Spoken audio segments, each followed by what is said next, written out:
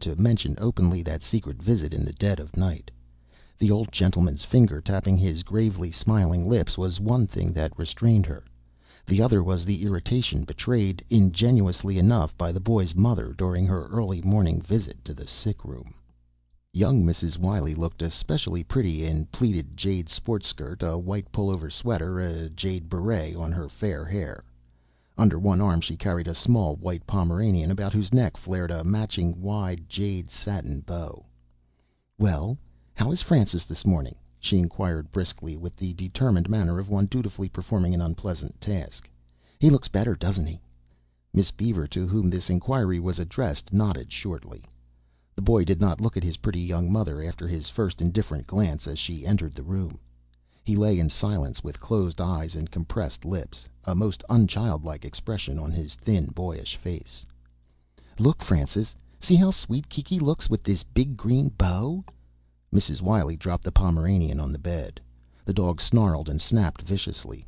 Frank thrust out one hand and gave the animal a pettish push. Bestowing a hard, cold glare on her son, Mrs. Wiley snatched up the growling dog in high indignation. "There! I ask you, nurse, if that child isn't just unnatural. I thought boys liked dogs. Francis is queer. I believe he actually hates Kiki." She lifted the dog against her face, permitting it to loll its pink tongue against her carefully rouged cheek. "Pwecious? Was it mother's own pwecious little Kiki, Francis?" She addressed her son sharply. "You'll have to get over your nasty ugliness to poor little Kiki. It's a shame the way you hate dogs."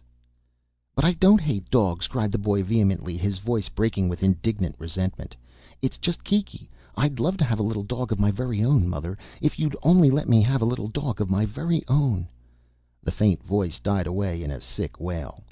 The boy's eyelids closed tightly against gushing tears. Mrs. Wiley gave a short exclamation of impatience.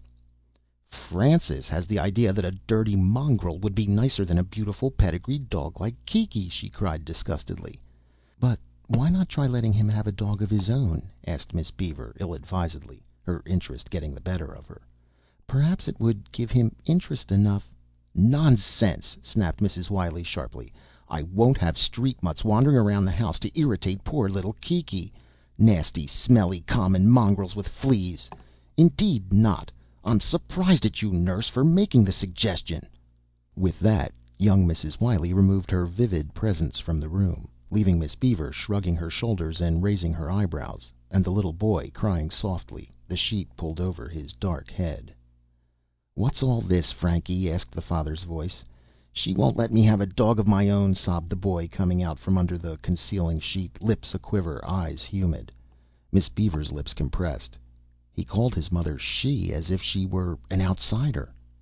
Frank Wiley III stood for a moment looking at his son, then he let himself gently down on the edge of the bed, laying one big palm on the little chap's forehead. He did not speak, just sat and stroked the fevered brow with tenderness. On his face a dark look brooded. His eyes were absent, unhappy. "Daddy, why couldn't I have just a little puppy of my own?" The father replied with obvious effort. "You know, Frankie, we have one small dog already," he said with forced lightness. "Oh, Kiki." "Couldn't you manage to make friends with Kiki?" "She doesn't really want Kiki to like me, Daddy." Wise beyond his years, marveled Miss Beaver. "Kiki really doesn't like little boys." "Oh, my God, Frankie, don't go crying again. Don't you see that Daddy can't quarrel with Mother over a dog? Try to get well, old man, and we'll see what we can do. How about a pony, son?" The little boy disappeared under the sheet, refusing to reply. Miss Beaver could not bear his convulsive, hardly controlled sobs, and turned an accusing face upon Frank Wiley III. "Is it possible," she asked icily, "that Frank's mother would actually refuse him so small a thing as a puppy, if it meant the merest chance of him getting better?" The face turned to hers was gloomy, the voice impatient. "Oh, good God! Was ever a man in such a damnable situation? My dear Miss Beaver, ask the doctor to tell you how much influence I have in this household before you blame me for not taking a firm stand with a woman as nervous and temperamental as Mrs. Wiley. I'd give my life willingly to bring my boy back to health, but unhappily I'm not like the founders of our family." Some day I'll show you our family album. You'll find it easy to trace the strong resemblance Frankie has to his forebears. It's the damnably high spirit he gets from them that is so stubbornly killing him now." He rose, wheeled about, and went to the door. Paused. Still with that brooding, dark look on his face, he turned to her again. "If my death would make it any easier for Frank, I wouldn't hesitate a moment. I'm a failure. It wouldn't matter. But I feel that by living and watching over him, I'm standing between my boy's development as an individual and the subtlest, softest peril that could possibly threaten him. I would rather he died if he cannot bring about what he wills for his own development. As for me, I am a dead man, walking futilely among the living." With that, he swung out of the room. Miss Beaver knelt by the boy's bed, murmuring persuasively to him as she strove to make him check his hysterical sobs. "Frankie, you really must stop crying. You're too big a chap to cry, and it only makes you worse. If you're a good boy today and eat your food, I'll let your grandfather bring the little dog tonight," she promised rashly. The sheet turned down, and Frank's reddened face peered at her plaintively. "That was my great-grandfather," he assured her gravely. "Well, great or great-great, it's all the same," she conceded good-humoredly. "Do you really think he'll bring Spot tonight?" "Of course he will. But you must eat your meals, take a long nap, and stop crying." "Oh, I promise!" the boy cried eagerly. The day, Miss Beaver was told later, was uneventful. She had remained with the day nurse until Dr. Parris had made his visit. The doctor had been much pleased to find his small patient in good spirits, and congratulated himself upon having put Miss Beaver on the case. "If our young friend continues to improve like this, Miss Beaver," he joked, "we'll have him playing football within a month." He lowered his voice for her ear only. "Has anything particular come under your notice that might account for this agreeable change?" Miss Beaver's forehead wrinkled slightly. She regarded the doctor from narrowed, thoughtful eyes. "Tell me, Dr. Parris, if it isn't asking too much, why Mr. Wiley is a man afraid of his wife?" The doctor could not repress an involuntary chuckle.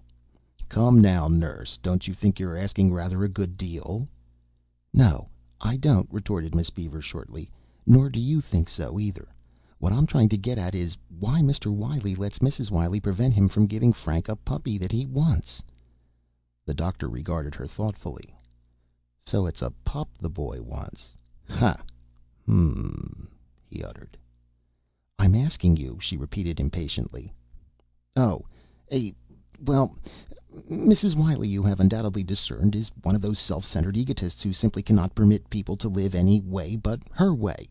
She won't have another dog in the house because it might interfere with the comfort of that silly Pom of hers. If Frank were a bit older and could feign a penchant for the Pom, and his mother got the idea that the animal's affection might be alienated from her, she would at once get the child another dog, just to keep him away from Kiki." "All of which sounds subtle, but isn't very helpful," decided Miss Beaver with unflattering directness. "I've told Mr. Wiley that I thought a dog might interest his son, and Mr. Wiley replies that his wife won't let him get one. There's something more behind this, and it's obvious you don't want to tell me." "Oh, hang it, nurse, you always manage to get your own way with me, don't you? I'll probably have to marry you one of these days so I can keep the upper hand," he grinned. "Well, then, Wiley is a weak sister, and oughtn't to be. He's completely under his chorus girl wife's thumb. He lost a good bit in Wall Street, and what's left is in her name, so he's got to watch his step until he's recouped his losses. If he were like his father, or his grandfather—" "But he isn't," snapped the doctor vexedly. "Now this boy here, he's a throwback, young Frank is. He's the spittin' image of the founder of the family, and I'm willing to wager he's got the grit and determination that once endowed old Frank Wiley the First." "I've observed," murmured Miss Beaver, "that you and his father call the boy Frank, while his mother refers to him as Francis." "That's her highfalutin' way of puttin' on the dog, nurse." Dr. Parris grinned wickedly. "His name on the birth certificate is Frank, but she'd make a girlish Francis out of him if she had her own way. For some reason she isn't getting it. Her husband sticks to the old family name of Frank, and the boy won't answer to Francis. She has a healthy respect for the first old Frank Wiley. If you were to see the family album, nurse, you'd be quick to catch the look in the old boy's eyes. Nobody ever put anything over on that lad, believe me."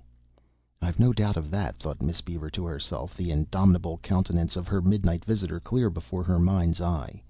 It was astonishing that